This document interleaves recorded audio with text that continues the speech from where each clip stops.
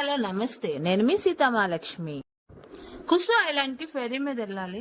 నిజంగా ఆ ferry experience మాత్రం చాలా బాగుంది. ఇదంతా ఫెర్రీ లోపడండి. మనం ఫస్ట్ కుసు ఐలాండ్ కి వెళ్ళాలంటే మెరీనా సౌత్ పియర్ నుండి ఫెర్రీ ద్వారా సులభంగా మనం ఐలాండ్ కి వెళ్ళొచ్చండి.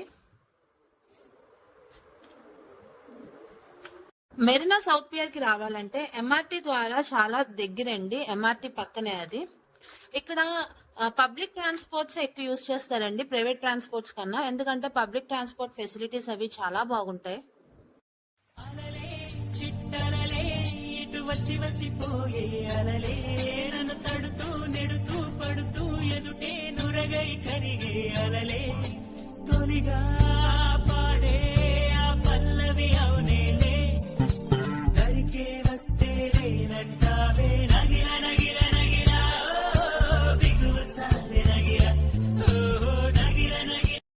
ఇదంతా కూడా సింగపూర్ అండి. ఫెర్రీలో వెళ్ళేటప్పుడు మనకు కనిపిస్తుంది ఈ లొకేషన్ లాగా. నిజంగా ఆ రోజు క్లైమేట్ చాలా బాగుంది. ఎండ లేదు, వాన లేదు, బాగా సపోర్ట్ చేసింది. అదే వర్షం వచ్చి ఉంటే మాత్రం ఇలా ఉండకపోనండి. ఫెర్రీలో మనకి ఒక హాఫ్ అన్ అవర్ టైం పడుతుంది అండి కుసు ఐలాండ్ కి వెళ్ళడానికి మెరీనా సౌత్ పియర్ నుండి. కుసు ఐలాండ్ అన్న నేమ్ ఎందుకు వచ్చిందంటే చైనీస్ లాంగ్వేజ్ లో కుసు అంటే టోటాయిస్ అండి. టోటాయిస్ ల్యాండ్ అని కూడా అంటారు. ఎందుకంటే ఇక్కడ చాలా టోటాయిస్ ఉంటాయి. పిల్లలు మాత్రం వీటిని చూసి చాలా బాగా ఎంజాయ్ చేస్తారు.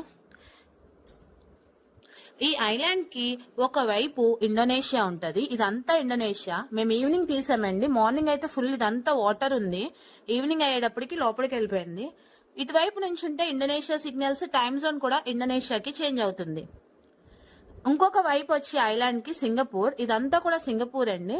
సింగపూర్ సిగ్నల్స్ చేంజ్ అవుతుంది మొబైల్. నెక్స్ట్ టైమ్ జోన్ కూడా సింగపూర్ టైమ్ జోన్ కి చేంజ్ అవుతుంది. ఇక్కడ ఫొటోస్ అవి తీసుకోవడానికి లొకేషన్ కూడా చాలా బాగుంటది.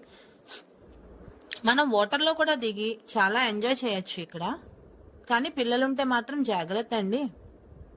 ఇక్కడ నైట్ స్టే ఉండదు. ఇదంతా చైనీస్ టెంపుల్. ఫుడ్ మనమే తెచ్చుకోవాలి.